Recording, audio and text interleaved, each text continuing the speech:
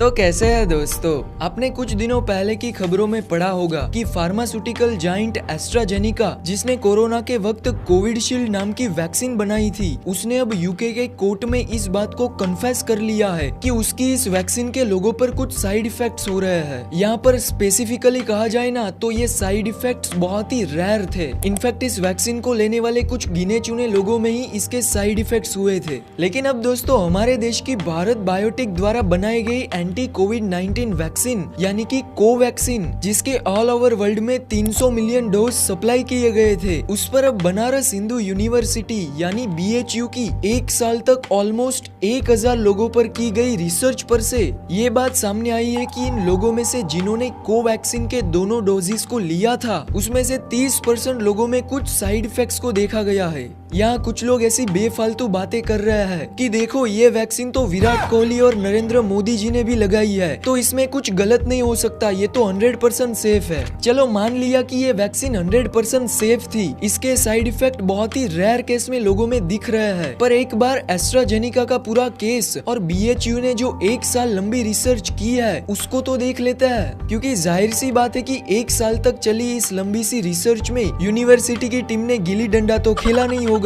इनको कुछ तो ऐसा मिला होगा ना जिनके बेसिस पर आज ये सब लोग बोल रहे हैं। तो यहाँ पे ये वैक्सीन गलत या फिर खराब है, उसकी फालतू की बहस में पड़ने की बजाय ऐसी सिचुएशन में आप लोग क्या कर सकते हो, उसकी आज बात करते हैं।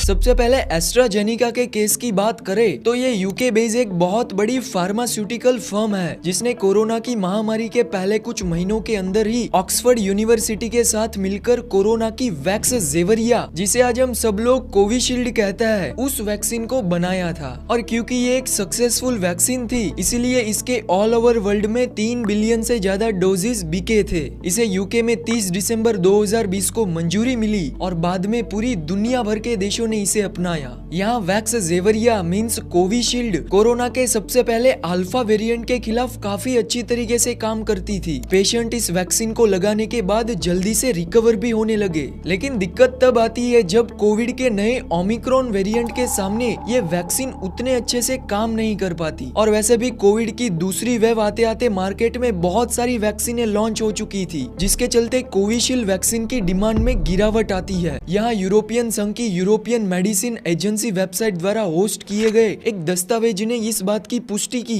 कि वैक्स जेवरिया अब इस रीजन में ऑथोराइज नहीं है, क्योंकि इसकी मांग बहुत ही कम हो चुकी थी। और ये दोस्तों पहला रीजन बताया जाता है कोविशील्ड वैक्सीन के बंद होने का। फिर यहाँ पे दूसरा रीजन ये है कि कोविशील्ड वैक्सीन को लेने के बाद बहुत ही रेयर केस में 1 लाख लोगों में से कुछ 2-3 लोगों में ही ब्लड क्लॉट्स यानी खून के थक्के विकसित होने का जोखिम बढ़ रहा था। यहाँ थ्रोम्बोसिस विद थ्रोम्बोसाइटोपेनिया सिंड्रोम, जिसे TTS कहा जाता है, वो यहाँ पर इस वैक्सीन को लेने के बाद लोगों में पाया जाने लगा, मगर ये बहुत ही रेयर था। इवन जिन लोगों में ये साइड इफेक्ट्स पाए गए वो या तो डायबिटीज या फिर हाई ब्लड प्रेशर से ऑलरेडी इन्फेक्टेड थे। अब यहाँ यूके के हाई कोर्ट में इस पूरे मामले पर 50 से ज्यादा लोगों ने एस्ट्राजेनिका के ऊपर केस किया था, जो ऑलरेडी TTS के साइड इफेक्ट से जूझ रहे थे। हालांकि अब तो एस्ट्राजेनिका ने पूरे दुनिया भर से अपनी कोविशील्ड वैक्सीन के डोजेस को वापस मंगवा लिया है और इसकी प्रोडक्शन को भी बंद कर दिया है। तो यहाँ पे एस्ट्राजेनिका का कुछ ऐसा कहना था कि इस वैक्सीन को वापस लेने का डिसीजन TTS